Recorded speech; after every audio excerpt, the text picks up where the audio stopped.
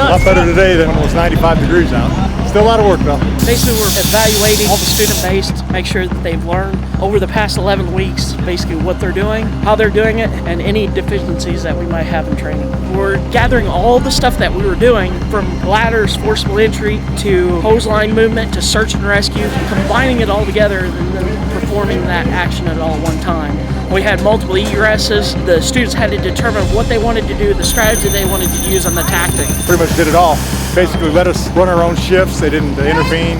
They just watched for mistakes. We had to handle the situation, and if something, they threw a surprise at us, we had to deal with it in the real world, put the fire out. So basically it became a full-on set-out evolution.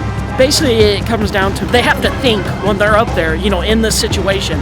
They have to determine what they want to do. Go for command. Top force, finish search, no fire found. Clear on no fire found. So do they want to go out this one, or do they want to take them down the stairs? Or do they want to take them out the ladder? They have to make that decision on the fly. Come on, time's bound up. You're going to start losing your victims. Which basically it comes out to being a full-on out evolution, basically a test of their mental capability, making them decide, making them think. You have walls, you have noise. That one group, whatever their team leader decides, they have to go with that. Fire's out. They have to depend on their training that they're doing. Then we had a evolution where we had an emergency evacuation, which throws in another possible thing. They have to think about that. We test them, we make sure that they are the capabilities of providing for their township, for the citizens that they protect. One last time. That was a lot of work. We had a knot in the hose, and we didn't have time to undo it because we were simulating tracking a fire on the second floor. So we had to kind of manhandle the knot up the stairway, which is about this wide. We're going to do a firefighter rescue that nobody knows about.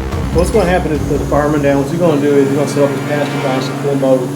He's going to push this red button. At that time, all functions will stop. Basically turn around and put all their focus onto him to where he's at, try and find him and bring him back to safety. So it turns into basically from attack mode to rescue mode, the fireman down. John Keister on the second story, unknown condition. Commander clear. Mayday, mayday, mayday, mayday.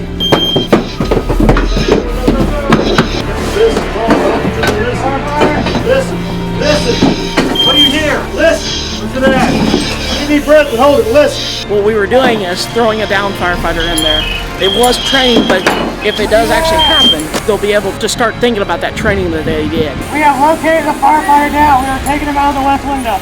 It was brutal but necessary. I can imagine what they were thinking when they heard that pass device going off, because I don't think that they were knowing that there was a down firefighter inside. It's always kind of a mess because it gets all your adrenaline up, you get all emotional. Be advised, you have found a down firefighter.